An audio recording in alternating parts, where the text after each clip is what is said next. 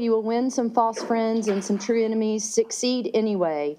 If you are honest and frank, people may cheat you. Be honest and frank anyway. What you spend years building, someone could destroy overnight. Build anyway. If you find serenity and happiness, they may be jealous. Be happy anyway. The good you do today, people will often forget tomorrow. Do good anyway. Give the world the best you have, and it may never be enough. Give the world the best you've got anyway. You see, in the final analysis, it's between you and your God. It was never between you and them anyway. Thank you. Thank you, Councilwoman.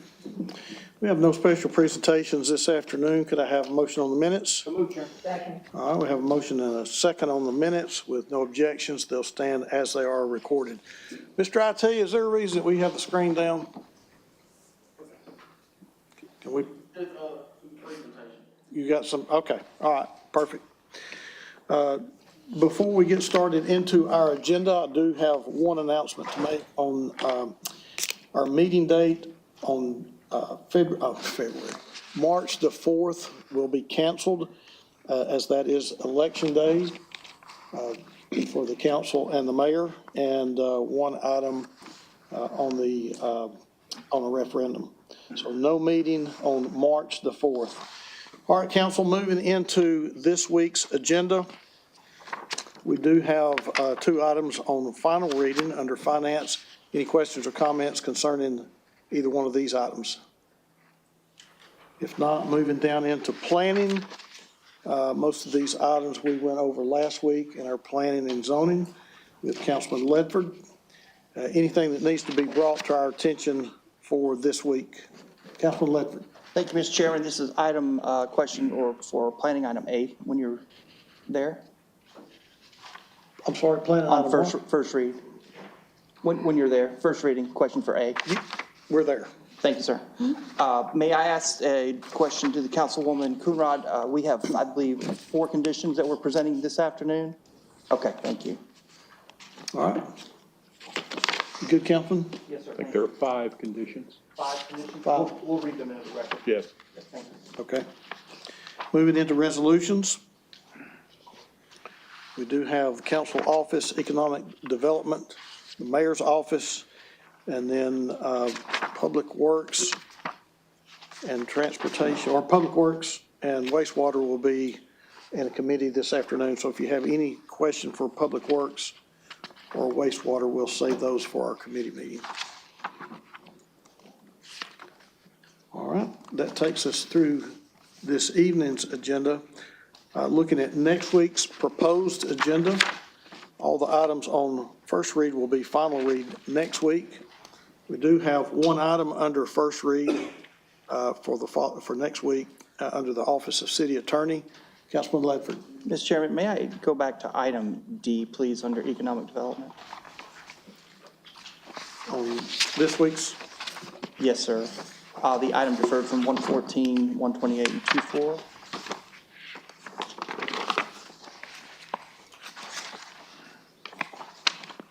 okay? Okay, thank you. I just want a couple clarifying points. Sharita, will you come down and talk to us about, and if I'm correct, Mr. City Attorney, this is revision number 14. Correct. Okay, Yes, sir. thank you.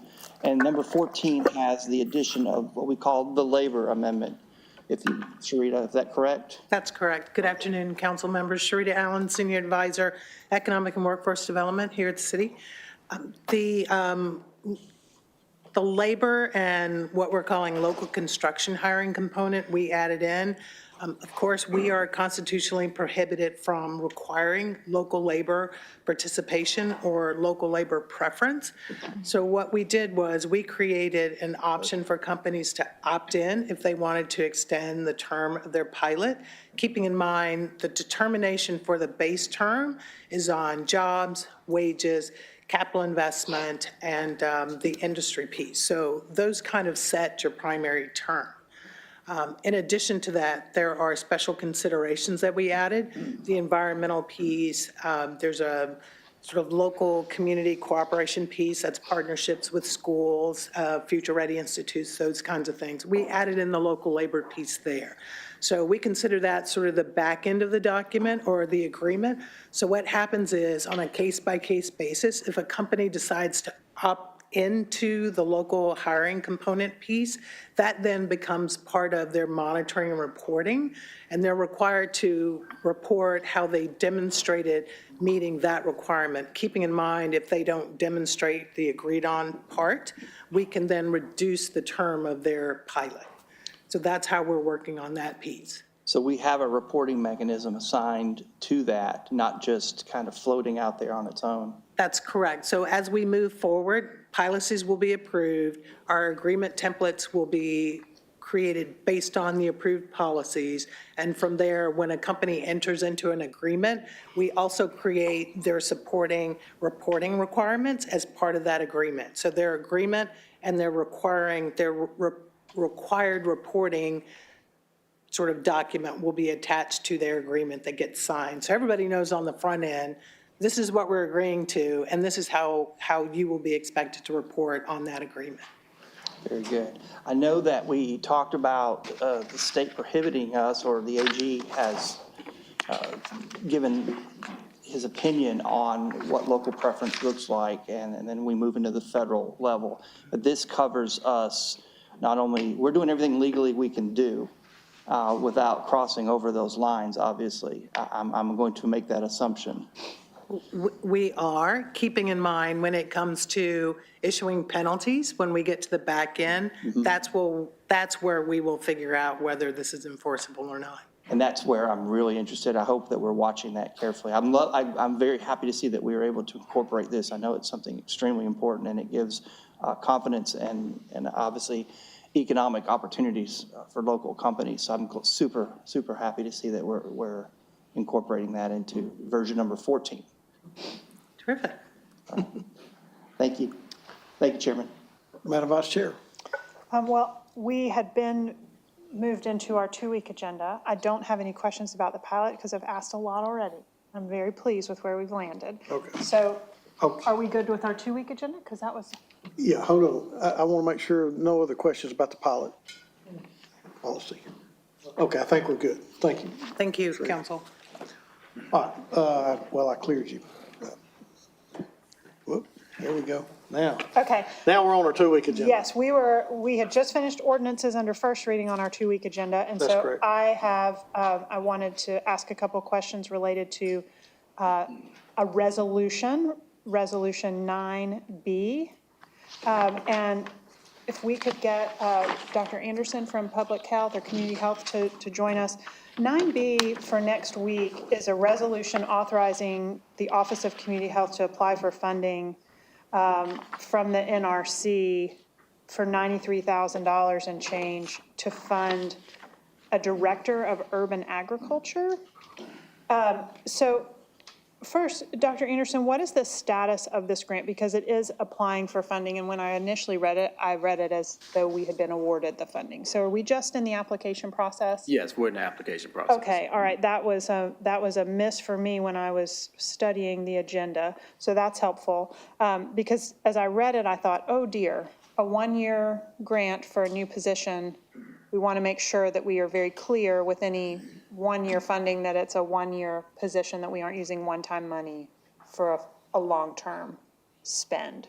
But you and I talked about that this morning, and we're on the same page that that is how that would be advertised and hired for, were we to earn that grant. Yes, it'd be advertised for 1 year. Now, potential for it to be renewed up to 3 years, but Okay. just to be mindful of our current, climate with federal grants, a lot of things have been changing, so we want to be mindful, just take it a year at a time. But Okay. for right now, it will be advertised as 1 year. Okay, and can you tell us a little bit about what the vision is for a director of urban agriculture and why you are recommending this? Absolutely. So initially, we took interest in this to address a huge need in the community for food insecurity, nutrition insecurity, especially in areas that have high poverty rates and access to food. So we took interest in that, and we presented with an opportunity with the USDA NRCS, and we saw opportunity to be able to apply for this funding to hire this individual who will be responsible for developing a comprehensive urban agricultural plan for the city.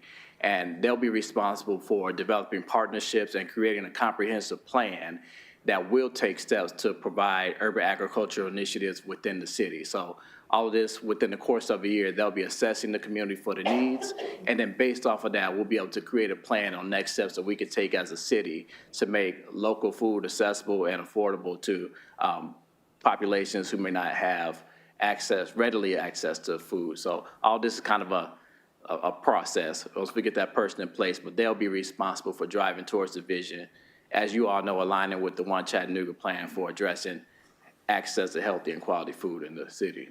So what's the timeline for the grant to be awarded? When would you know? As of last week, I was informed we have about 3 weeks to hear back from the USDA. Just 3 weeks. Okay. So we applied for the funding. Because of a lot of changes federally, that kind of pushed the timeline a little bit further out than what we anticipate to hear back from them. Okay. But hopefully within the next 3 weeks, we'll hear back about our status for that application. Okay. And then we discussed that were this person to be hired, their position would likely live in parks and outdoors, not community health, right? The same way that our urban forester Yes. is somewhere? Okay. Yes. Okay. I connected a dot as you were talking about food insecurity some. I had a constituent reach out to me about urban chickens, Councilman Henderson. Yes. And I let her know that that's something that you have learned a lot about and may choose to work on. But it occurs to me that if we had a director of urban agriculture, that would be a good person for the council to work with as we explore that issue, if we pick that issue up. I'm not trying to like crack an egg or anything right now, but no, but it just occurred to me. Sorry, I have a mic. Let me turn it off. Absolutely, and the benefit is. Let me turn it off. Yeah, turn It it is that off. partnership, though, between the council and with that role, they'll be responsible for identifying ways for policy development here in the city that could support urban ag initiatives. Okay, thank you very much. All right, thank you, Madam. Appreciate it. That's all. Thank you. Okay, thank you. All right. I think that takes us pretty much down through our agenda for next week. Unless anyone has questions about the planning item, we'll move now to purchasing questions. We have 3 items for your consideration this afternoon with a couple of sole source purchases. Any questions on our purchase items for tonight? All right, I'm not seeing any. Council, if you look at your 3-week agenda, which has absolutely nothing on it, because we will not be meeting in 3 weeks. Actually, 2 weeks, won't it? I think 2 weeks. We won't be meeting. Okay. All right, that takes us through our agenda items for this afternoon. Is there anything else that needs to be brought before the council's attention before I turn it over to Parks and Public Works?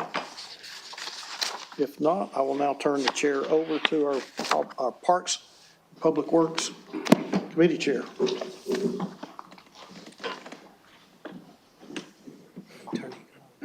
No, sir. Thank you, Chair. Welcome to Parks and Public Works Committee. Can we accept the minutes? Madam Clerk,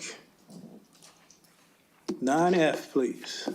A resolution authorizing the interim administrator of Parks and Outdoors to enter a revised version of the artwork donation agreement in substantially the form attached with River City Company to accept the Scramble artwork installation valued at $553,073 with leftover contingency funds in the amount of $57,827.65, which have already been transferred to the Public Art Maintenance Fund.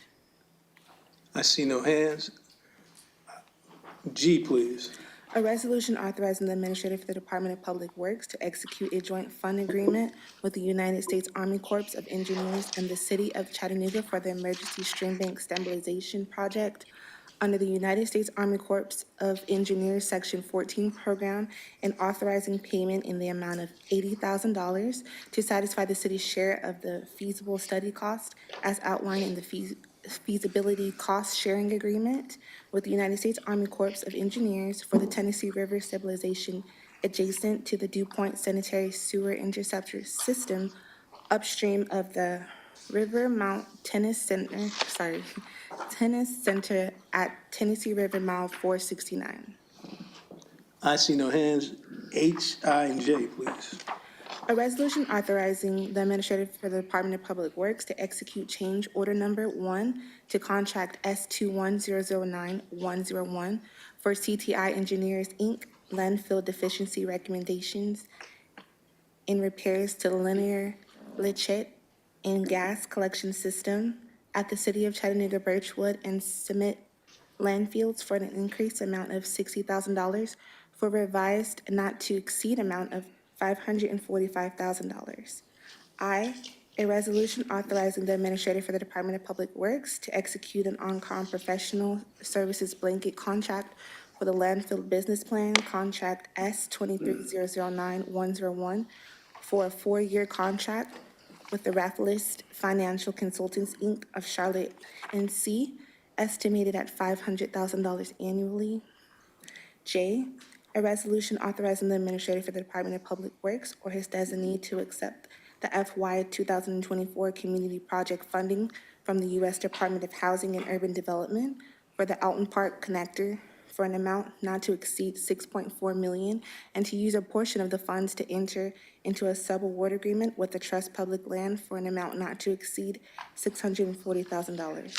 Thank you. I see no hands. K, please. A Transportation. resolution authorizing the administrator for the Department of Public Works to execute a subrecipient agreement to utilize FTA, the Federal Transit Authority 5310 grant funds awarded to CARTA, wherein the grant award totals $597,701, includes a $477,601 in FTA funds, $59,700 in TDOT funds, and will require $59,700 in city funds. Thanks a lot. Jerry has a report for us. Yes, Mr. Chair, Madam Vice Chair, members of council, I would like to lead us off with the presentation.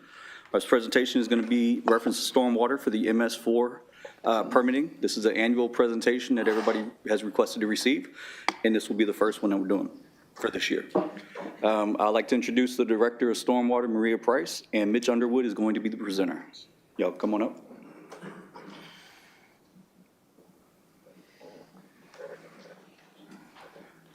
I will go ahead and say this is about 32 slides, but we're going to try to push through very quickly, so no more than 2 hours.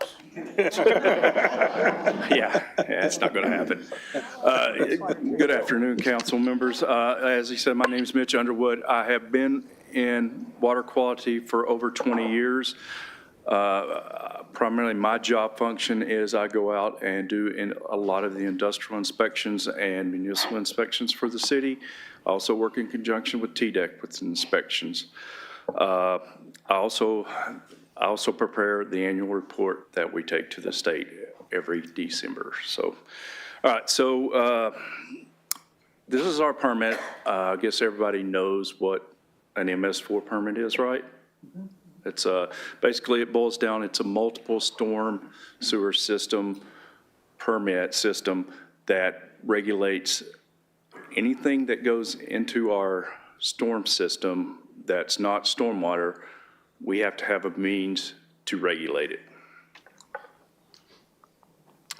So under this permit, we have a monitoring program, we have illicit discharge, industrial and municipal facilities, MS4 infrastructure maintenance, post-construction site runoff, which is a big problem, construction site, stormwater runoff control, and training and public education and outreach.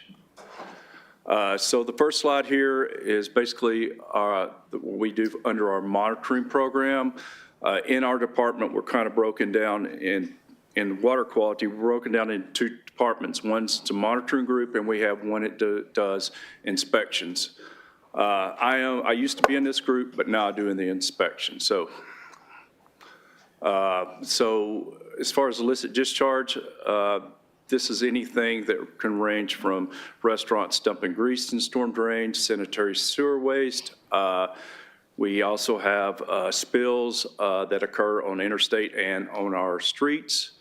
That can range from anywhere from automotive floods to some chemicals, which we have dealt with in the past. This breaks down, this slide right here breaks down the watersheds of how many we have. And as you can see, South Chickamauga Creek is usually every year predominantly holds the most illicit discharges we have. And then the second is Chattanooga Creek. This slide right here is what I'm over, and I do the industrial inspections as well as municipal inspections, and this is regulated under their MPDS permits, which I work with the state, some TDEC rather, and we go out and audit their permits and make sure their sites are in compliance with their housekeeping measures. Another element of our program is stormwater control measures. These are anything can range from detention ponds, water quality units, anything that mitigates stormwater runoff or reduces pollution. This slide right here tells how many we inspected during the course of last year. So another element of our program is a Rain Smart program where citizens of the city can buy into either getting rain barrels, turning parts of their yards into rain gardens. And by doing this, we give incentives off their stormwater fee for their properties.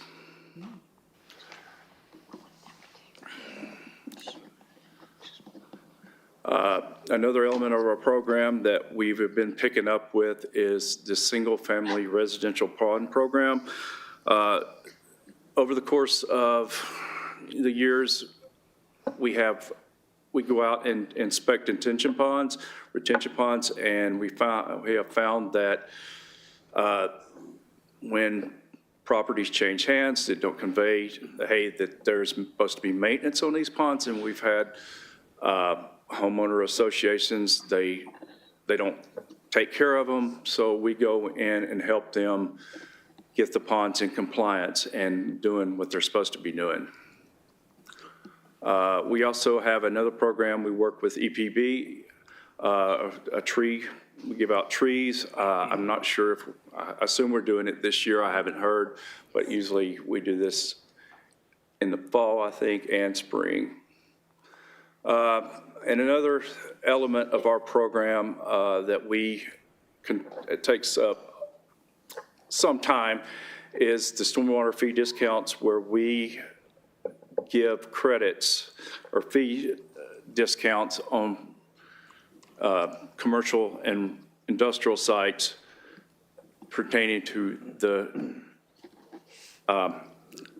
maintenance of their systems. They have the stormwater control measures, and they have to submit these reports every quarter to us in order to keep their credits.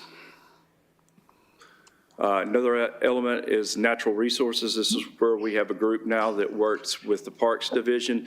They're going out and trying to reestablish grasslands, natural areas that were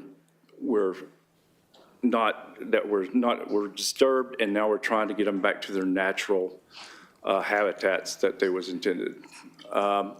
Public education and outreach. This is also a big component of our group.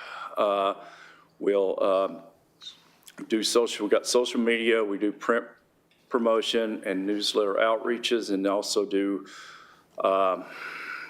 these, used to be River Bend and all these, anyways, I can't. In-person education promotion, we do this too. We also work in conjunction with UTC. And you can see right here, this slide right here addresses the predominance of what we do, and the biggest one is community event and presentation. Another aspect of our department is, which we're broken down into, is land disturbance, which this regulates all the construction aspects of what takes place in the city.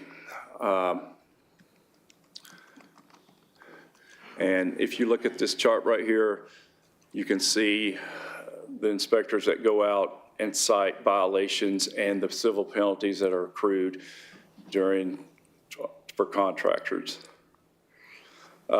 We also track our storm system, and this is done with GIS, and we map all this, and we can determine the flow of where everything's going. If there's a spill, we can pinpoint it and hopefully track it down and put measures in to stop it before it reaches waters of the state.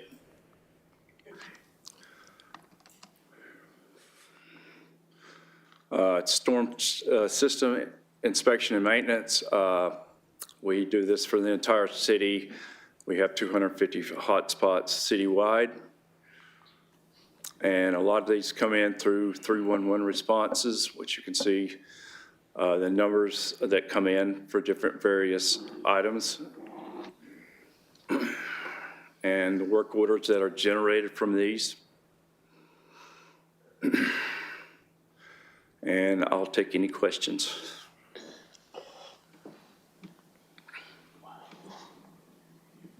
You do have questions. Vice Chair Hill. Thank you. Mitch, thank you for coming to talk with us. Hopefully this won't be like the worst day of your year that you have to come and talk to council. All right, thank you. We're not nearly as, we are not nearly as scary as sometimes people think we are. But I do have some questions. So can we please go back to the slides about illicit discharge and overflows? Yes.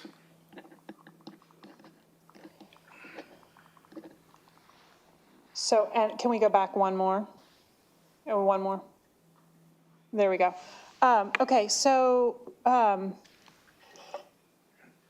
when we had this report last year, and it may not have been this specific report, it may have been related to our consent decree specifically, not just the stormwater fund. But one of the things that we were told was that we had had no overflow events. In fact, I said that to someone today in a meeting, that due to the work that we had done, we had had no overflow events with our sanitary sewers running into our river. So that is different than 116. So help me understand, apples to apples, what I'm looking at. It looks like Maria's like, Jenny's not totally off the mark. So fill me in on where we are with our consent decree work and the overflows and what these illicit discharges are. I'm gonna let Maria answer that question. Okay. Good afternoon, Council. I think I know all of you. I'm Maria Price. I'm the Stormwater Division Director.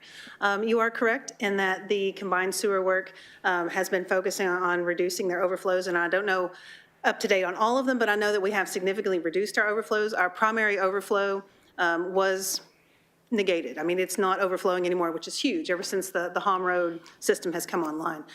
These are specifically violations that are not permitted. These are things as like if a restaurant dumps their grease in the storm drain, that's an illicit discharge. If they have some sort of oils or something like that on their property, you know, they need to dispose of them properly and not down the storm system, which goes to the river. So that's what these are, and that's the big difference. This is not including those, because we do have a combined system in some of our city, which is where the sanitary and the storm are in the same pipe system.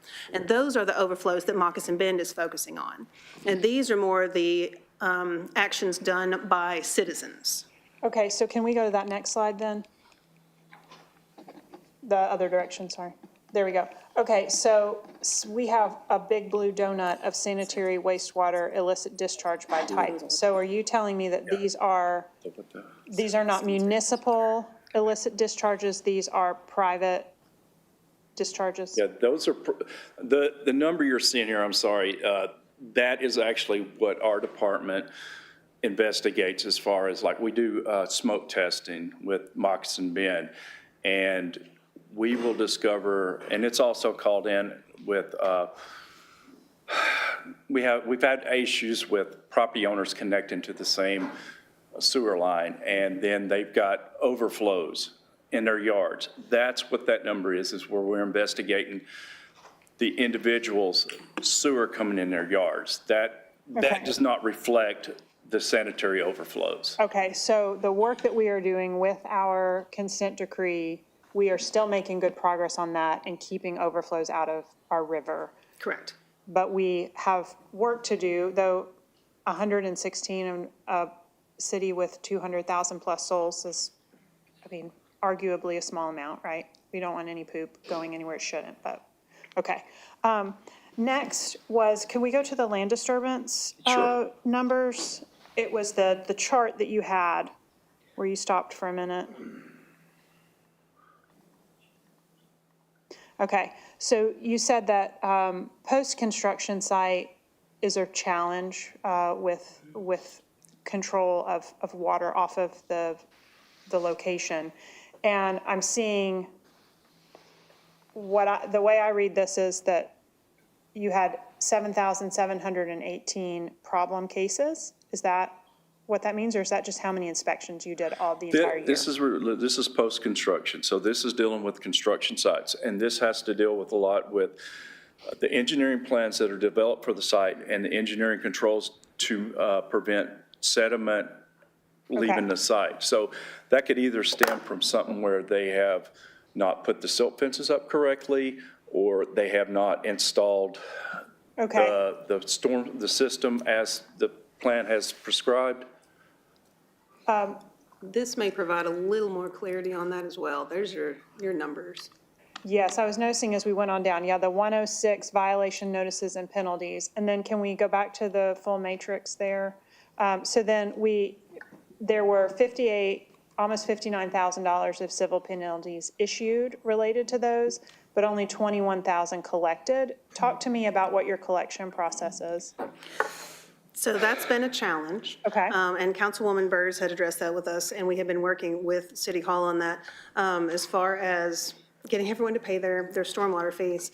So part of that, we have an appeal process. So we issue the fines, the violations. Somebody has a construction site, they don't have their erosion and sediment controls, or perhaps they did something without a permit. So they do have the option to also come before the Stormwater Regulations Board and appeal those charges. So that's the reason for some of those. Some of those are also city or county properties and other things we've had a hard time collecting from. Okay. So we are aware that that is a problem. That's something that Councilwoman Burrs had encouraged us to look into more on that, and we are, to see how we can collect more of those fees.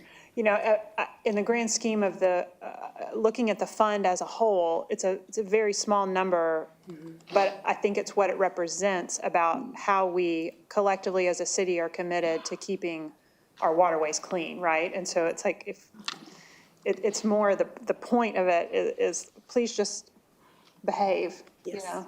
Let's keep control of our runoff here. And that is the goal, to get everyone aware of what they should be doing and then actually do it. Right, right. And sometimes a stick is what it takes. And sometimes a nice conversation does it.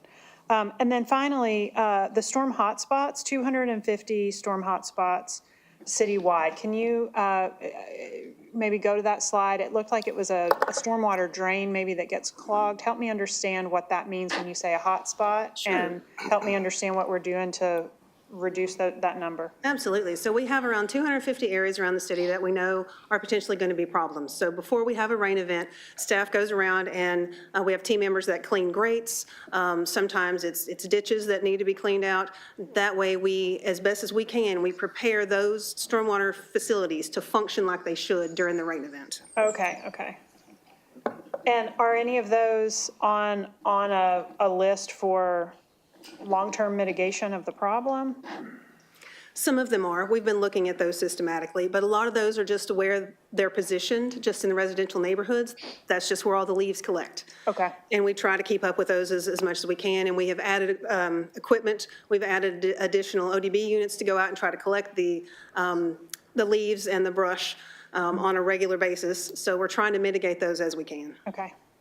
Thank you very much, both of you. I appreciate the work you do, and this presentation was really helpful. Good, Vice Chair. Yes, sir. Councilwoman Dolly.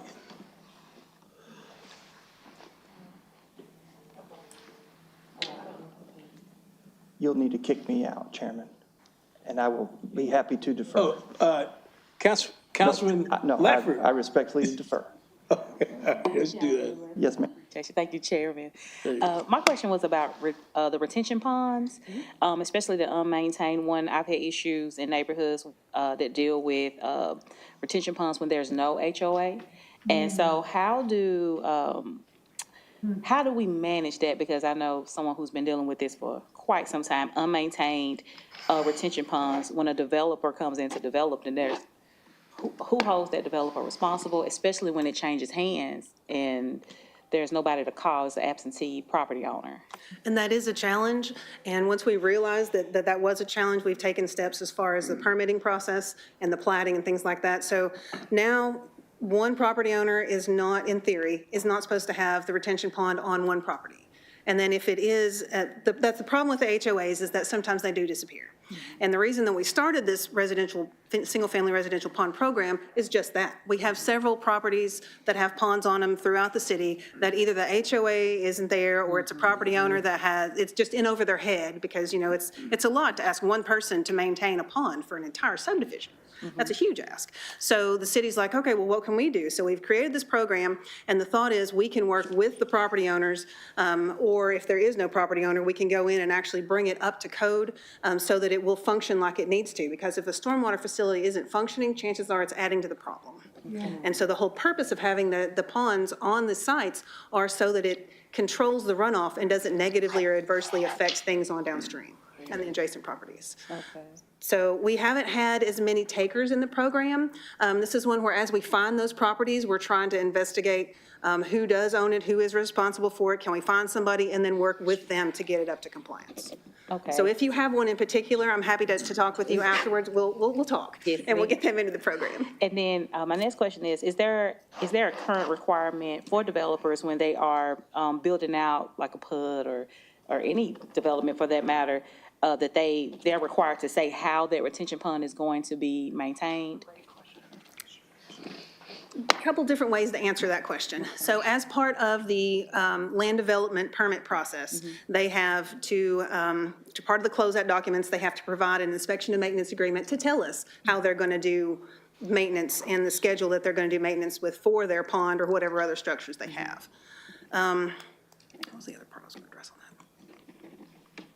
Repeat your question to me one more time. Okay, is there a current requirement for developers to maintain the retention pond if there is no HOA present? So when they submit a PUD or a plat, then they have the pond shown on that plat or that PUD. So at that point, there are already stormwater ordinances that they're required to follow. And then the engineers by that point typically have an idea of how much area they're going to need for that pond. So that's all shown during that process. So we have the opportunity to discuss at that point where this is going to be so that we make sure it's not on one property owner and try to figure out how that's going to be maintained into perpetuity. Okay, so when that property owner decides, okay, well, I'm going to sell this, and then at what point is Mitch brought in to say, hey, this property owner, this has been sold, and it's on his list to check these different retention ponds? Absolutely. Well, one of the slides that he was talking about, or he mentioned that they're required to send reports. So the part of the inspection and maintenance agreement includes them sending annual reports to the city. And some of those have to be certified by an engineer that goes out and looks at the facility, and they're like, yep, this is right, this is right, this is right, looks like it's functioning good. All right, here's my seal of approval, you're good. And then the city gets that so that we are assured that it's one and like. If you will go back to the one that talks about how many inspections we did from Josh's team.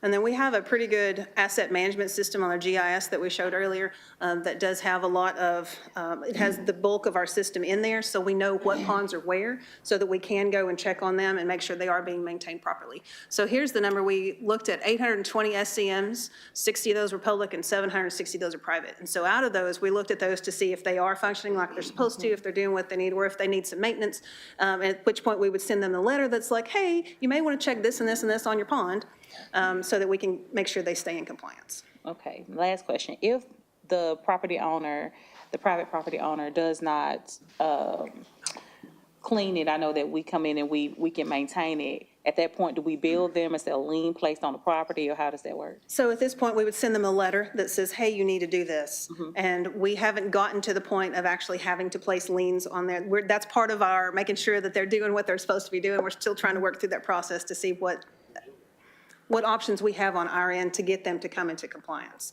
So right now, we've been pretty successful with it, and if they're not able to, then we talk about them entering our single-family pond program. Okay. You had mentioned changing property owners. The way we have the inspection and maintenance agreement set up with all of these stormwater control measures, that agreement is registered at the deeds office so that it goes with the property. Okay. So it doesn't matter. So the thought is so that when you buy a property and you're looking at all your deed documentation, you'll find that inspection and maintenance agreement, which tells you what you have on your property, where it is, what you have to do with it, and how often. Okay, all right, that works then. Thank you so much, Maria. You good, Yeah, thank you, Councilwoman? Chair, and thank you, Councilman Ledford, for letting me go. So I think Councilman Ledford. Councilman Ledford is next. He's ahead of me. Councilman Ledford's. Council Ledford. When, oh, I'm still active. there we go. There we go. Thank you, Chairman.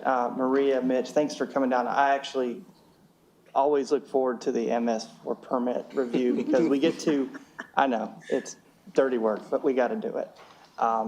It's super important. So with the onboarding of Ham Road, and I, and you and I toured that facility before. It was neat. In case, funny story, we got to crawl inside this before it was filled up with anything. And it was the scariest thing in the world, crawling through that little tiny hole in this giant zone. But since that has come on board, the West Bank has had 0 SSOs. That is my understanding. Now, keep in mind, I'm not wastewater, but the last reports that I remember seeing, yes. Well, that's a real That was our good step. primary, that was the biggest overflow, and it had been eliminated. Yeah, and that's awesome. So I'm glad we were talking about the detention pond program because I know in District 4, that has been, that situation where an HOA has gone away and everyone's looking at everybody else as it starts to overgrow and becomes, I guess, inoperable, that the city is coming in and literally taking them over. Are you taking them over on just the maintenance part, or are we taking them over by deed? So the plan is that we don't actually take them over, we just bring them into compliance. So, And okay. hopefully someone else will maintain them from that point, because a lot of them are just so far past the point, you just look at this giant mess and you're like, what do I do? So we are trying to get them into compliance. We're like, okay, now this is good. All you need to do is mow this and do these little things. And then so far, I think we've been successful in having someone else do that maintenance. Okay, that's good to know because I thought that the city was taking them over, I guess, full responsibility. And I'm thinking that's going to get very costly at some point. Agreed. As folks go, never mind, we'll just let it go, when it was part of probably a zoning package, if I'm not mistaken, especially if it was in a PUD. I'm glad you mentioned that. Let's talk a little bit about the compliance and enforcement. So when we're assigning a penalty, who's collecting that penalty and how do we, or do you see a way to put more teeth into compliance? So right now, we issue the notice of violation. So we send them a letter. It's certified mail, so we get the little green card to know that they've gotten it. And then, more often than not, they just send in the check. So we do collect a large portion of those. With the existing construction, sometimes those are multiple violations that add up. Like we have some contractors that just take that as a cost of development because apparently it's cheaper to pay the fines than to do what's right. So that is something we are continually challenging with. As I mentioned to Councilwoman Hill, we are still looking at some sort of anti-recidivism to try to figure out how to get more teeth for these. So as it stands now, council gave the ability to the Land Development Office a year or two ago to actually put a stop work on some of these, so it gave them a little more teeth. So right now, if they're not doing what they're supposed to, we stop them from doing the work on that site until they bring it into compliance. And then I believe another aspect of that was that if they have so many, then they can't get another permit until they settle all that up. Would an AHO be of benefit in that process at all? Or would it take too long? In some cases, it would probably help. It would probably help. I would think so. I would highly encourage we explore that. I think it's a very aggressive way to handle bad behavior, because I think the public deserves the very best we can give them. Agreed. So, and I know that you work hard in trying for compliance. Will you talk a little bit, I'm going to skip around here because there's some great questions. We talk about where we have combined sewer systems and where we don't have combined sewer systems, so folks can understand that a little bit more. Sure. The combined sewer is essentially like in all the old cities, we didn't know better back then. It's like, how do we get all the nasties and the things we don't want out of the city? Oh, let's just put them in a ditch or a pipe and run it out to the river. That's just what we did. Solution to pollution was dilution. So we know better now. But unfortunately, a lot of the older cities like Chattanooga have a lot of these old combined sewer systems. And so ours is primarily from the interstate to the river to the National Cemetery. We've got a little finger that sticks across onto Tremont Street, across onto North Shore, but that's the primary area is the core downtown with the combined sewer. And so part of what we use the stormwater fee for are separation projects, where we actually will take some of these areas and we will go in and install a storm system that runs sometimes parallel to the sanitary system, and then we take those offline and put them into the storm system. Because as you're aware, our current wastewater facility is pretty at capacity. So anything we can take off of that helps. It costs the city less because then we're not treating all of this rainwater. And then we can just divert that to the river, which is okay. Very good. The last question I have is, a lot of times when we talk about the runoff on new developments, when folks are clear cutting property, can you talk a little bit about how our thinking is when we issue an LDP ready to go, or the clear cutting before an LDP might be issued? And are there any ideas that you might have that would help us?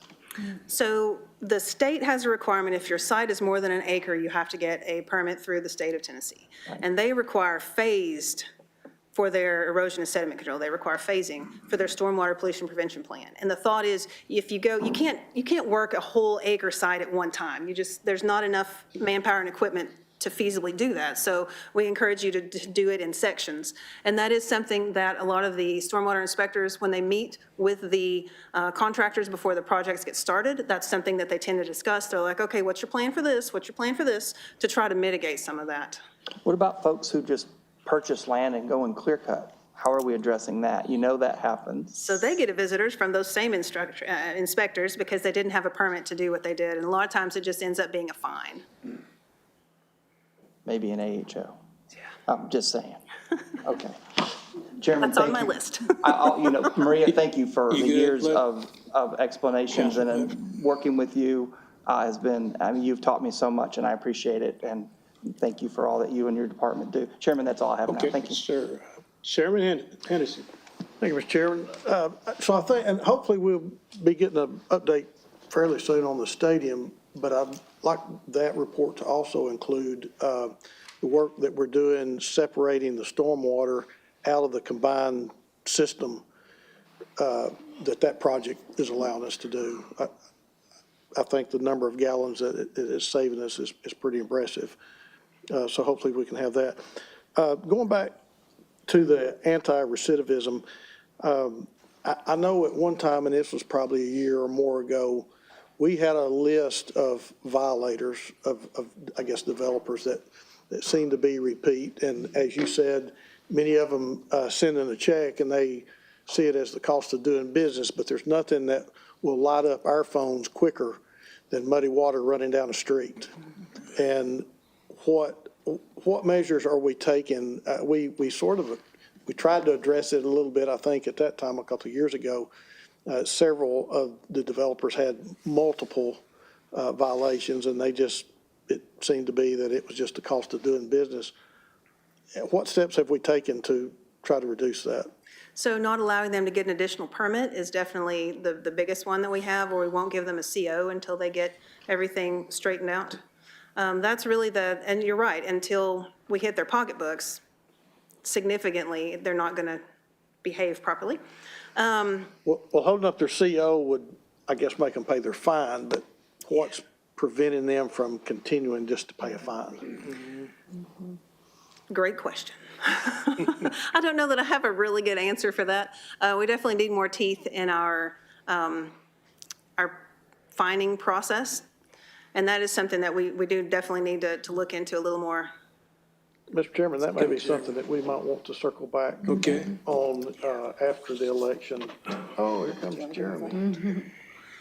Mr. Chair, right now we're going through with LDO, and we're looking at fines, increasing fines, how we're enforcing them, having code enforcement out more often, and following up with the list of personnel that we have that are constant repeat offenders, so that we can track them a little bit closer and make things a little bit harder for them. So I think one thing that we actually discussed is, a certain number of violations, you don't get a permit. Yes, sir. That is something that's been in discussion, but nothing's been finalized on it. I mean, And that stop work order. we definitely need something for, and I'm talking about the chronic repeat offenders. And one of the things we're doing too, sir, we're about to open up a quarterly review where we sit down with contractors and discuss things back and forth. So we're going to be holding those hard conversations face to face to actually tell them where they stand with us. Okay, that may help. I do think that we need to circle back sometime after the new council is seated and pick this conversation back up again, maybe in strategic planning even. Sounds good. All right, Thank you. thank you. Good, Chairman. I'm good. Marie, Mitch, Jeremy, thank you guys for what you do. My question is this, you mentioned about the volunteers as far as the wastewater, those who want to volunteer. We have a lot of good folks in the Chattanooga area who love to volunteer. How can they go about doing it? Absolutely. So we have stream cleanups. We have all kinds of volunteer opportunities within the stormwater program. We go into the schools. We do a lot of educational outreach. We have booths set up at a lot of the community events that you see around town. You may see a stormwater booth set up somewhere, or some of our little stress ball teardrop things. And we've got a bunch of swag that we give out to the kids.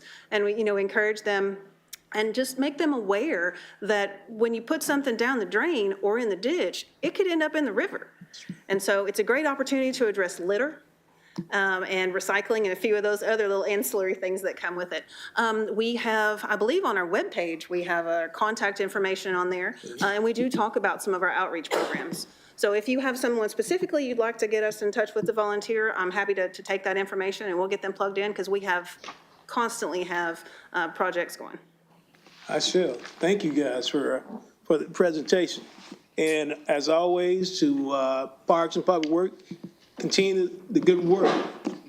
And Jeremy, outstanding. Thank you. Thank you. When do we, 5 minutes? No, 5 o'clock. We'll be back at 5 o'clock. recess till 5. Recess to 5.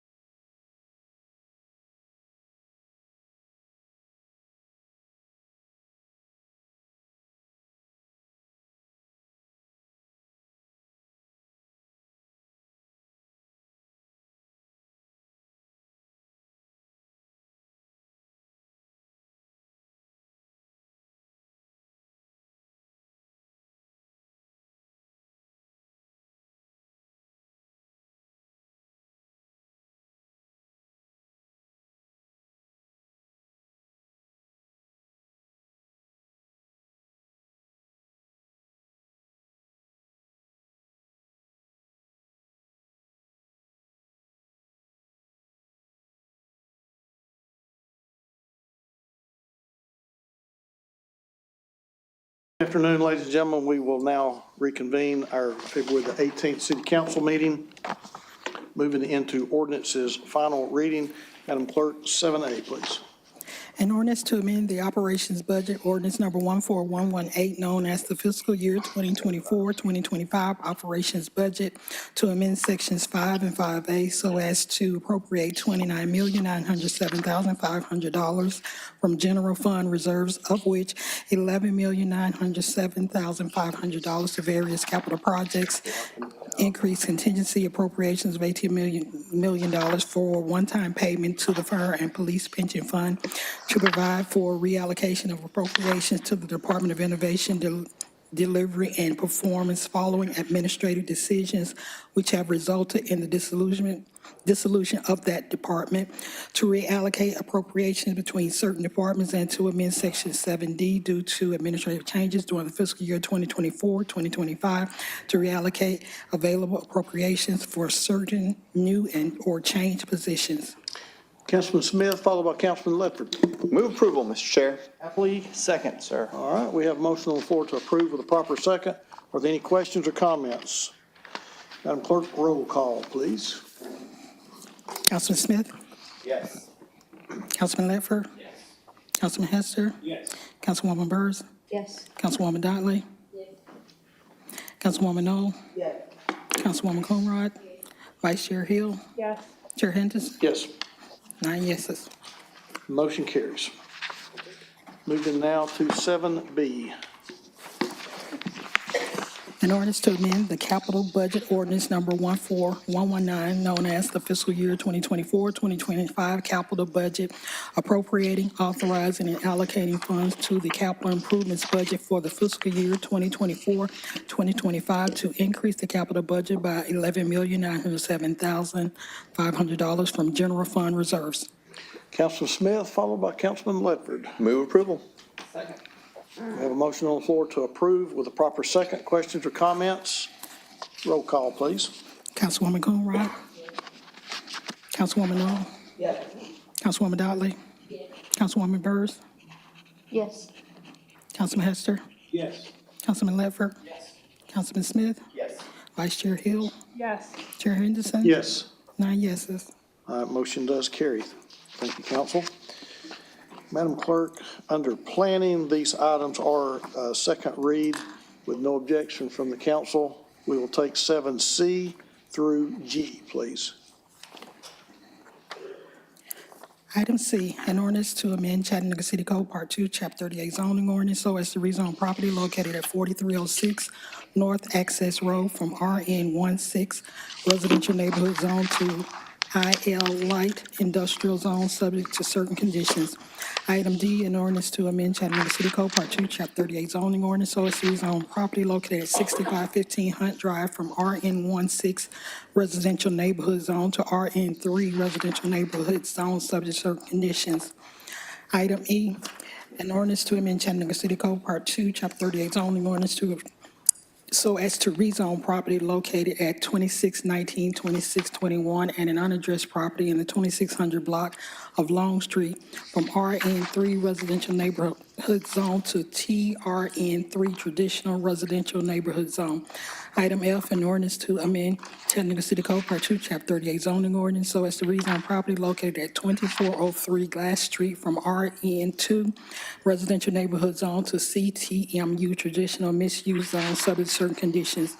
Item G, an ordinance to amend Chattanooga City Code Part 2, Chapter 38, the Chattanooga zoning ordinance as adopted by ordinance number 14137 on July 23, 2024, to add additional definitions at office as a permitted use in the RN3 residential neighborhood zone, amend various sections of regulations related to the Board of Zoning Appeals and the land use permitted table to make changes to the retail sales of alcohol.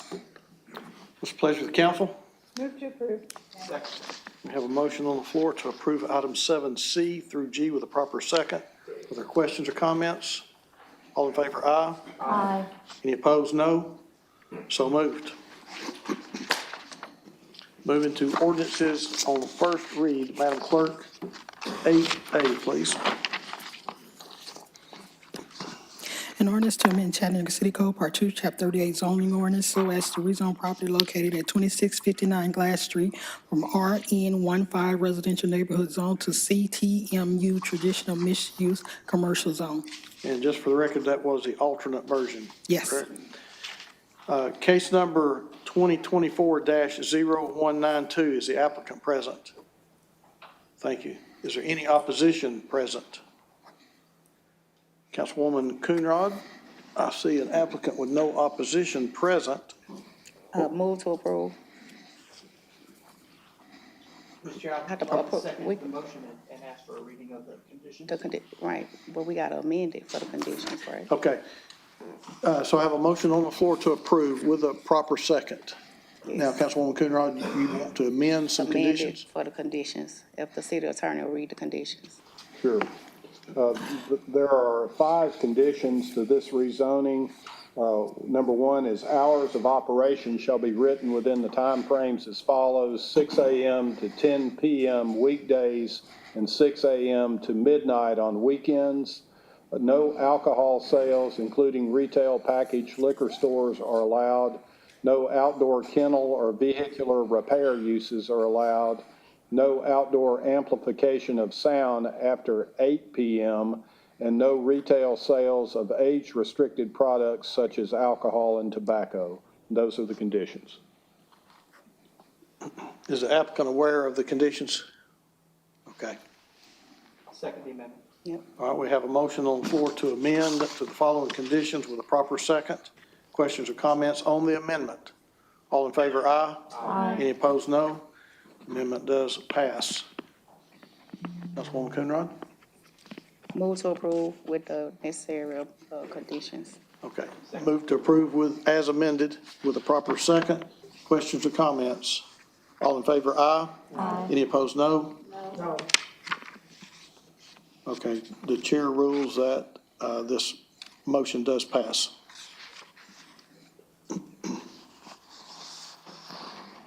Moving now to, with no objections, 9, down to resolutions, 9A, B, and C together as a package.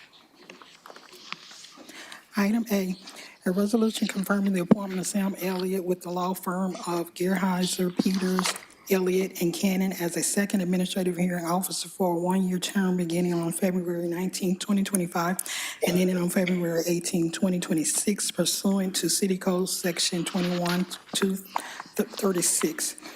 Item B, a resolution authorizing the mayor and his designee to enter into a parking agreement with the American Heart Association, Inc., and substantially the form attached for the continued use of the surface parking lot located at 515 East 4th Street, further identified as tax map number 135MJ002, and located adjacent to the American Heart Association property at 519 East 4th Street for an additional term of 1 year with the option to renew for 3 additional terms of 1 year each at the consideration of $10 and the assumption of all landscaping and grounds maintenance of the leased premises. Item C, a resolution authorizing the administrator for the Department of Economic Development to execute a release and termination of reversionary rights and substantially the form attached for the release of the reversionary rights on the parcels identified as tax map numbers 146AJ009 and 146AJ010 in the quitclaim deed dated October 4, 1996, and recorded in Book 4757, page 716, in the Registrar's Office of Hamilton County, Tennessee. What's the pleasure of the council? Move to approve. We have a motion on the floor to approve items 9A, B, and C with a proper second. Are there any questions or comments before we vote? All in favor, aye. Aye. Any opposed, no. So moved. Moving now to 9D. Madam Clerk. A resolution of the City Council of the City of Chattanooga approving policies and procedures for payment in lieu of tax transaction for the Industrial Development Board of the City of Chattanooga. Councilman Ledford, followed by Councilwoman Hill.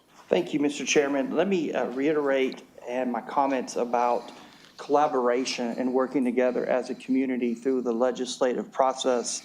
Sharita, you have led us, you don't have to come up, you have led us through a very open process, transparent. You've allowed for the time for the community organizations such as Caleb and ATM, folks that have really proven they understand the complexities and want to make this set of standards that we're about to vote on the best it can be. Does everybody get what they want? No, and that's probably good legislation from what I understand on many levels. But we worked together and we took our time, and I'm very proud to say that we've come up with something that I never thought we would probably see, and I want to make sure that you are known how much we appreciate you, because I think without you coming back from your post at the state, we might not have seen this as fast. Could have been some time, so thank you for your leadership.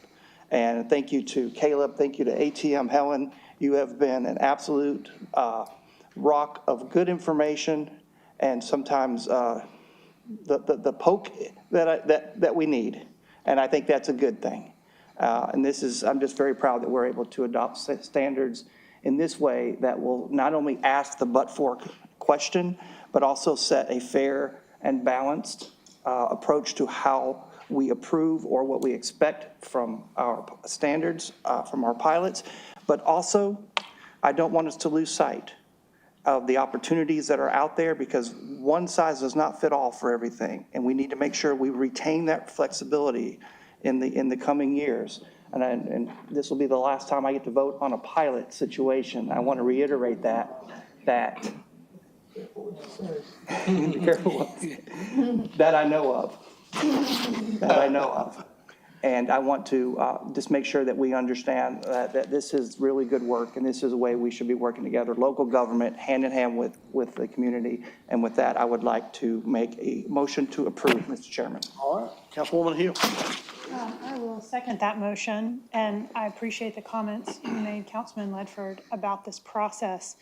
I'd also just like to add, when I was elected, I knew 4 years ago that I wanted to work on the policies related to economic development incentives. And in the last 4 years, this council, with the help of the administration, has tackled affordable housing pilot policy, TIF pilot policy, and now our final standard economic development pilot policy. And these are all good governance choices that this council has decided to make a priority with the help of the administration. And it wouldn't have been possible if we didn't have an administration that saw the importance as much as we did. So I'm proud that we got that accomplished over the course of these 4 years, and I am excited to vote on this. Did I hear a second in that? Sure did. somewhere? That's what I started with. Okay. All right, we have a motion on the floor to approve with a proper second. Are there any questions or other comments before we vote? All in favor, aye. Aye. Any opposed, no. That motion does carry. Moving now to 9E. Madam Clerk. A resolution renaming the Eastdale Community Center to the Jesse Igu Community Center. Move to approve. Councilwoman Coonrod. Move to approve. All right, we have a motion on the floor to approve with a proper second. Are there any questions or comments? All in favor, aye. Aye. Any opposed, no. Motion carries. Madam Clerk, with no objection from the council, let's take 9F through K, please. Item F, a resolution authorizing the interim administrator of Parks and Outdoors to enter into a revised version of the artwork donation agreement and substantially the form attached with River City Company to accept the Scramble artwork installation valued at $553,073 with leftover contingency funds in the amount of $57,827.65, which have already been transferred to the Public Art Maintenance Fund. Item G, a resolution authorizing the administrator for the Department of Public Works to execute a joint funding agreement, JFA, with the United States Army Corps of Engineers and the City of Chattanooga for an emergency stream bank stabilization project under the United States Army Corps of Engineers Section 14 program, and authorizing payment in the amount of $80,000 to satisfy the city's share of the feasibility study costs as outlined in the feasibility cost sharing agreement FCSA with the United States Army Corps of Engineers for the Tennessee River stabilization adjacent to the DuPont Sanitary Sewer Interceptor System upstream to the Rivermont Tennis Center at Tennessee River Mile 469. Item H, a resolution authorizing the administrator for the Department of Public Works to execute change order number 1 to contract S21009-101 for CTI Engineers, Inc., landfill deficiency recommendations and repairs to the liner, lay shade, and gas collection system at the City of Chattanooga, Birchwood, and the Summit landfills for an increased amount of $60,000 for a revised not to exceed amount of $545,000.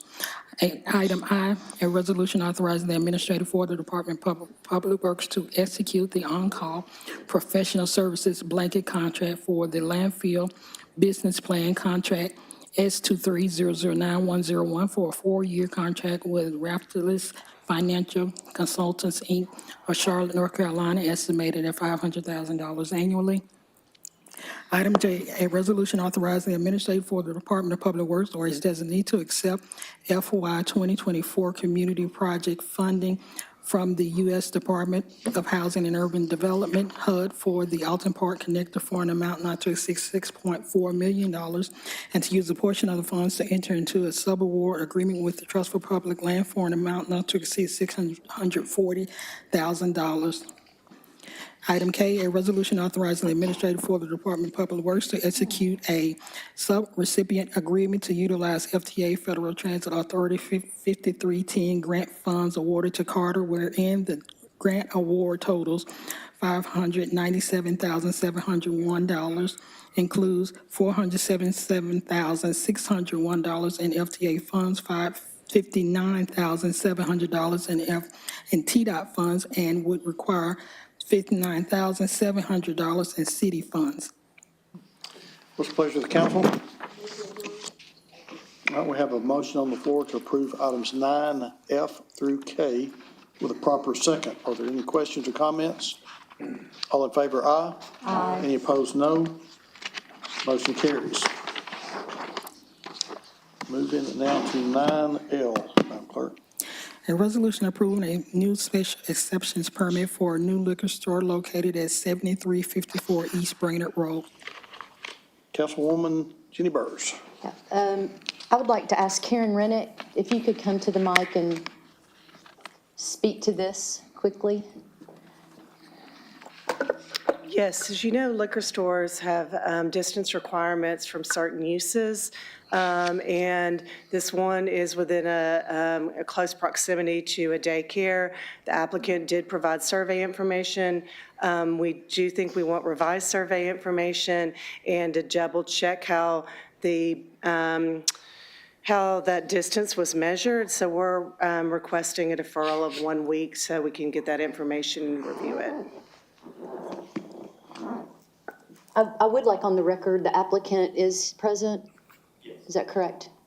And is there any opposition here?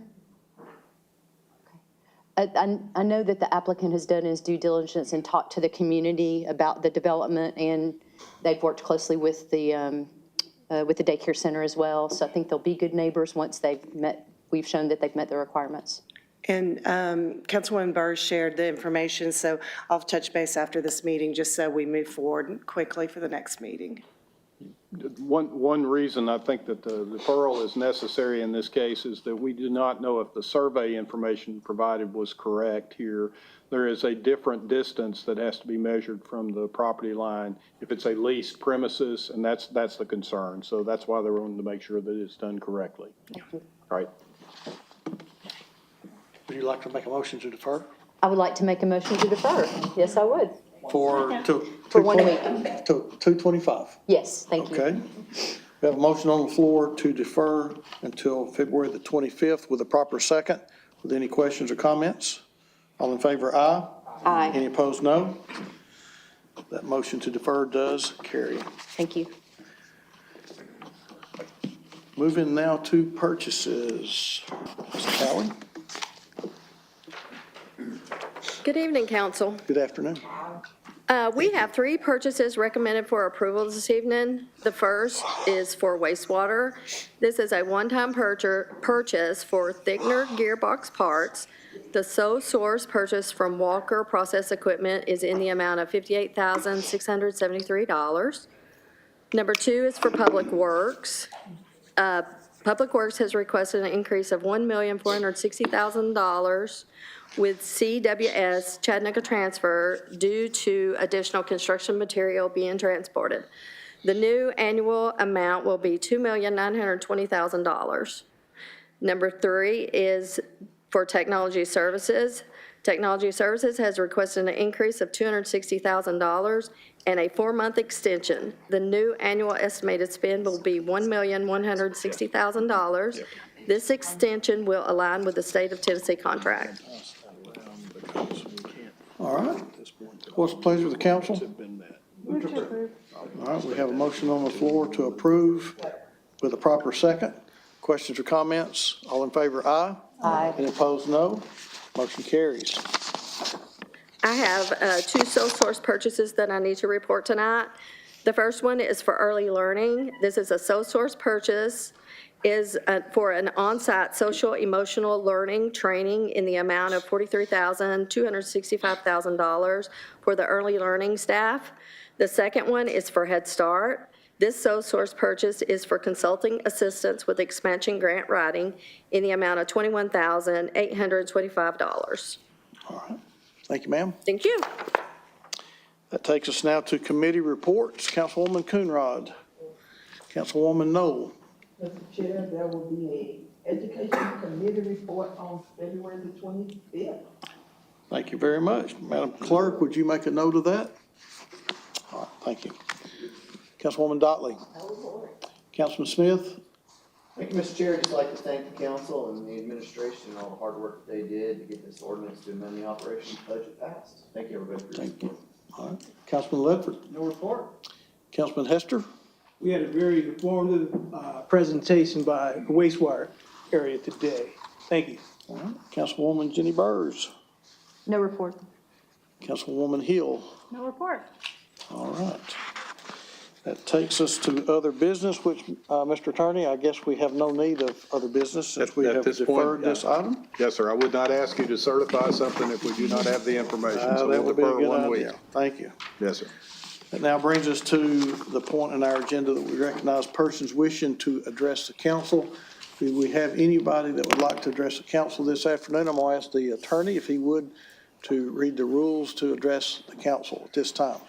Yes, sir. At the end of each council business meeting, the chair will recognize members of the public who wish to address the council, and here's your rules. Each speaker wishing to address the council can only be recognized at the microphone up front provided for that purpose. You cannot have more than 3 minutes to speak, and you can address the council only upon matters within their legislative and quasi-judicial authority and not on matters which are not under their authority and are regulated by other governmental bodies or agencies. Do not engage in vulgar or obscene language, nor use the floor to personally attack or personally denigrate others, and address your comments to the council as a whole and not towards individual council members. And lastly, do not engage in disorderly conduct or disrupting a public meeting, which is prohibited by Tennessee law. And someone commits that offense if a person substantially obstructs or interferes with the meeting by physical action or verbal utterance with the intent to prevent or disrupt a lawful meeting or gathering. Having stated those rules, please go ahead, sir, and state your name. Yes, sir. Thank you. Josh Branham, Governmental Affairs Director for Greater Chattanooga Realtors, 2963 Emnicola Highway. During the break, I put a report on each of your desks there for the January housing statistics for the city of Chattanooga. Just real quick, the median sales price was $340,000. You'll notice that the closed sales were only 165 because typically the winter months are a little bit slower. But also there's a new report that came out last week. This is hot off the internet presses. This is a report from the National Association of Realtors. I provided it to you all in the past. The past report was from 2023. This report I just provided you came out last week. It's for 2024, and it measures the average economic impact of a typical home sale. This is a nationwide report. This report you have in front of you is for the state of Tennessee, and it shows that for 2024, real estate accounted for roughly $84.2 billion, which is 15.7% of our state's gross domestic product. That average economic impact per home sale is just over $120,000, and that is a typical home sale in Tennessee, and obviously that helps to, for each home that's built and sold, that helps spread the tax burden out to a wider net of people, helping to keep taxes low-ish. So I wanted to provide that to you all. And as always, if Greater Chattanooga Realtors can help provide any information, please don't hesitate to reach out to us and our leadership. And thank you very much. Thank you. All right. Good afternoon. My name is Patrick Devlin. I'm here because of a recent interaction I had with CPD. Positive, very positive interaction, just to make sure that that's understood. It's come to my attention that CPD used to have a team comprising of 5 fraud investigators, and that has been lowered to 2.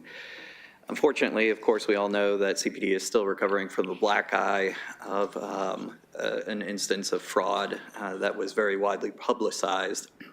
I do think that it would be in the best interest of not only the city residents, the city business owners, but also those traversing through the city and stopping here for points of tourism. If this would be addressed. Right now, their caseload is very, very high, and the allocations that those cases have to be prioritized in may not necessarily be in the fashion of a case that was reported on a certain date. It may fall in lines more of a case that has a higher priority of need for attention, and that would leave lower numbers, as far as damages due to fraud, to kind of flounder for a little while. I myself was a victim of identity fraud. I wound up doing a little bit of the work myself to figure out who might have done it, where it might have occurred, addresses involved, et cetera. In doing so, I was able to work with the fraud department, and we were able to reach an amicable resolution without actually having any type of arrest or identification made.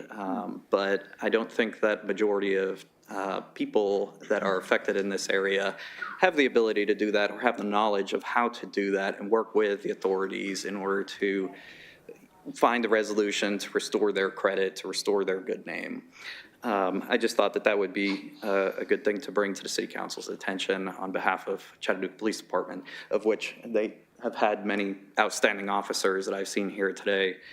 In addition to that, there's a little bit of a transparency. CPD does use a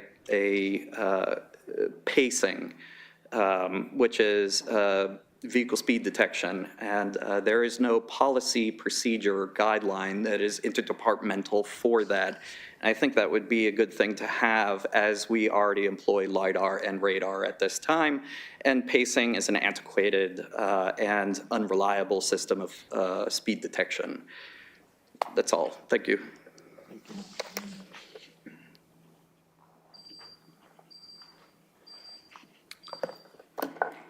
Hello.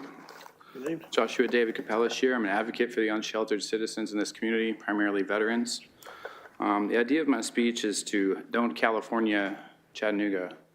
What I mean by that is we've seen a lot of the fires and floods that have been going on, in North Carolina and California, and some of the things that have happened in California over the past 10 years have caused people to move to states that have lower income taxes or no income tax for the state. But with that, I think what people are looking for is opportunity and safety and security within our community. So recently, this past week's been a little tough, I think, for Chattanooga in some ways with respect to our service providers, primarily our fire department and our police department, with respect to some of the responses to a large fire and some of the flooding that's been happening in the low-lying areas that are populated with unsheltered folks. And since they have nowhere to go, it's kind of a situation where the Chat Foundation's full and folks are struggling and suffering, and these are Americans, you know, regardless of their background or where they're at currently. So I would hope that we can come together and provide some sort of basic form of shelter that can provide life-saving opportunities for folks, and it just can be a tent, something warm. So, you know, I keep track of some things online just to stay educated and kind of up to date. So according to the FBI's website, Chattanooga is the 6th most dangerous city in America, and I think the police officers' pay should reflect that, considering the report we just got with the median household sale being $350,000. And additionally, some of the firefighters that go through the academy, one of the best academies around, can't afford to live in the city. And, you know, we need to look at the pay, because if we're training these folks and they leave to go to cities that are safer, that's wrong. Our firefighters shouldn't have to wear bulletproof vests to respond to calls. You know, so there's, one size doesn't fit all. We need a diverse mix of solutions for folks. So reading from the Chattanooga Fire Department's Facebook post about the recent fire, it said they received multiple calls from drivers on Highway 27 who reported seeing smoke and flames. And so there were no injuries, no damages, and no one was found at the site. But there is Squad 1, Ladder 1, Engine 1, Engine 4, Engine 17, Engine 10, Engine 12, Battalion 1, Battalion 3, along with CPD and Hamilton County EMS. That's a very high cost and a risk to our people that provide the most safety and security. I've got a brother who's a police officer. I've got another brother who's a firefighter in the Air Force. And I think what we need to do is consider the fact that these people are going into some really dangerous situations, and they got to go home and take care of their family too. And I hope that at least we can prevent some of this, and so we don't have to respond and put some of our bravest people in the most dangerous situations. Thank you. God bless you.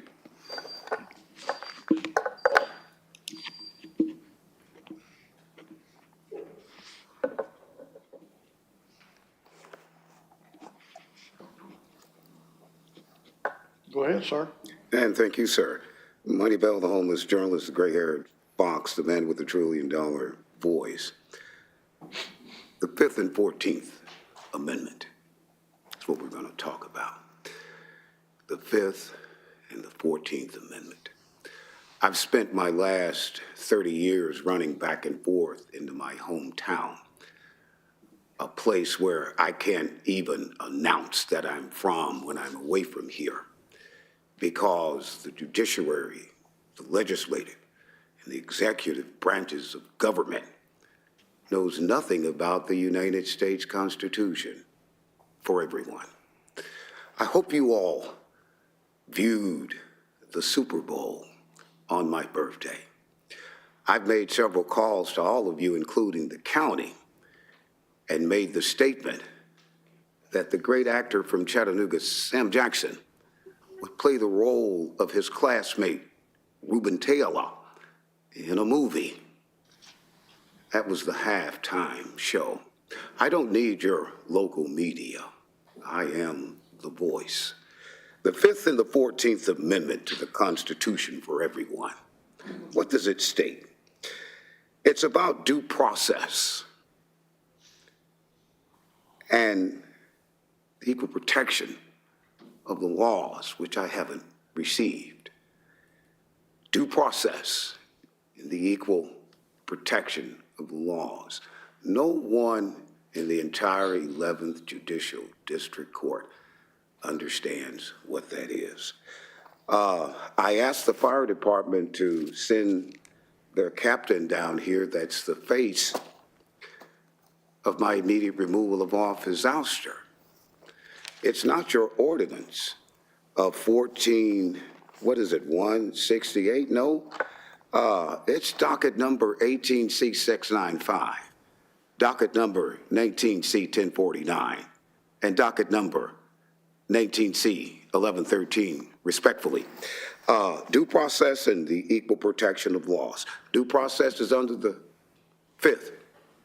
That allows money bail to do what I do best.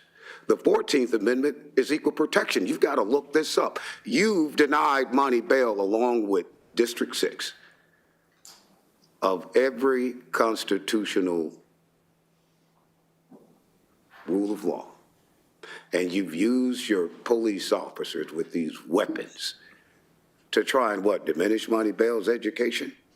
Nobody in this room has gone to more prestigious colleges, not a high school, than money bail. 211 billion, 34 million. We'll see you next week, and please bring back Chief Celeste Murphy. Anyone else that'd like to address the council this afternoon? Oh. Yes, ma'am. Thank you. Pass those around, please. Good afternoon, Council. Helen Gurn Sharp, 129 Walnut Street. Our topic is pilot policies. I'd like to present a brief 15-year timeline and offer a big thank you to the council and others who have carried the torch for pilot policies over the last the years. In 2010, Councilwoman Deborah Scott led a significant effort, 11 versions, to establish policies and procedures for pilots. None were adopted. In 2014, Rick Ebersole, IDB chair, called for more transparency in how pilots are approved and monitored. In 2015, the City Council adopted policies for tax increment financing. In 2015, Accountability for Taxpayer Money, ATM, was founded by me. In 2015, the Unity Group of Chattanooga, led by Sherman Matthews and Joe Rowe, and the Chattanooga Tea Party, led by Mark West, endorsed the concept of written pilot policies, demonstrating its popularity across the political spectrum. In 2017, 15 members of ATM attended the May 16th City Council meeting wearing T-shirts that read, "Adopt policies before approving jobs pilots." Franklin and Teresa McCauley were key supporters, and I believe we've probably Ledford and Smith and Henderson were around for the T-shirts. In 2017, Councilman Darrell Ledford initiated a city council study examining possible pilot policies. Some procedures, but no policies, were adopted the following year. In 2021, Caleb's Economic Mobility Task Force had held virtual candidate forums before the city election in May and asked candidates to commit to written policies. Mayoral candidate Tim Kelly committed. Key task force members included Jeff Meldahl, Janice Gooden, Joseph Payton, Austin Sauerbry Brown, Brandon Denny, and myself. In 2021, Mayor Tim Kelly asked his economic development staff, Jermaine Freeman, and the chamber staff to work with Caleb and ATM in developing pilot policies. Sharita Allen began providing city staff leadership on the project in the fall of 2024. And then all this culminates in tonight in your adoption of the policies. Let me back up and say that I would pretty much reached a point, I kept trying to pass the torch for pilots, and nobody ever wanted it. And when Caleb came along, I kind of was, I think I told them, I said, I've beaten my head against the wall so often, I think I should be in concussion protocol, but they were young, they had a fresh approach, they had a way of shortening some of my, going on too long as I am right now. So anyway, they have played a major part in that, but thank you so much to this council. All right.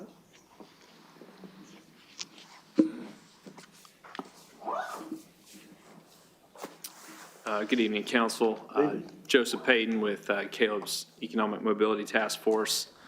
And just briefly, I wanted to pile on to Mr. Ledford's comments over there. They were pretty good, and just, extend our thanks to the city with Jermaine and Mayor Kelly's team and Sharita, who've come along and somehow got this thing over the line. So we really appreciate that and their willingness to involve Caleb in that work as well.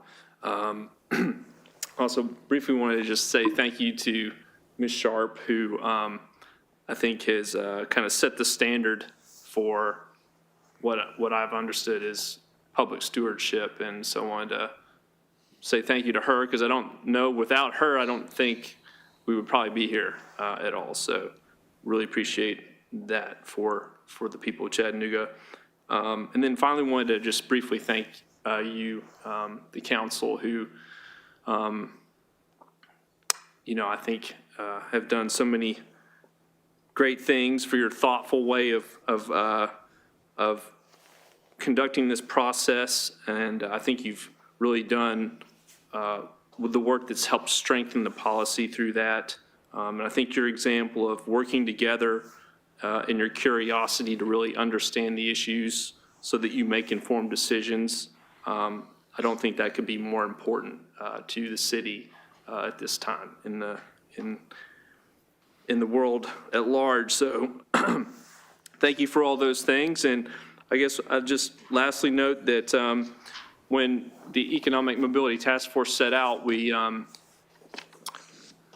went out and we literally tried to interview a man on, the guy on the proverbial street. And we went out there and we found some guys, and they were deeply uncertain and frankly, like very skeptical of how, of who the people were in city government making the decisions that, impacted their lives and impacted the conditions in their community. And so I'm not sure what one of those gentlemen we talked to would say if he were here today. But I think that the policies for pilot that you've passed today do a lot to serve that, would do a lot to serve and encourage that man. So I think that's probably the greatest testament that you could say for the council. So thank you very much and all the best. Thank you. Anyone else that would like to address the council this afternoon?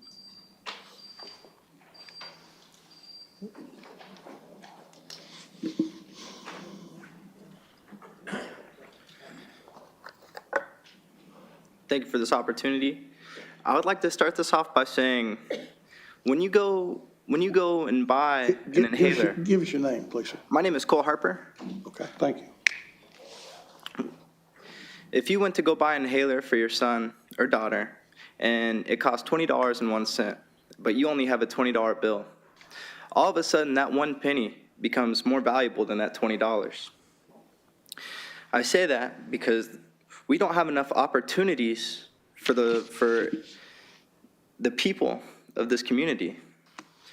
We need an abundance of opportunities that are transparent and visible to everybody so that they can pursue a better opportunity for their livelihood, their families, and everything else. We need everybody to work together. You may go faster alone, but we will go further together as a community. Thank you. Thank you. Anyone else that would like to address the council this afternoon? All right, council, I am not seeing anyone else. What's your pleasure? So moved. Adjourn.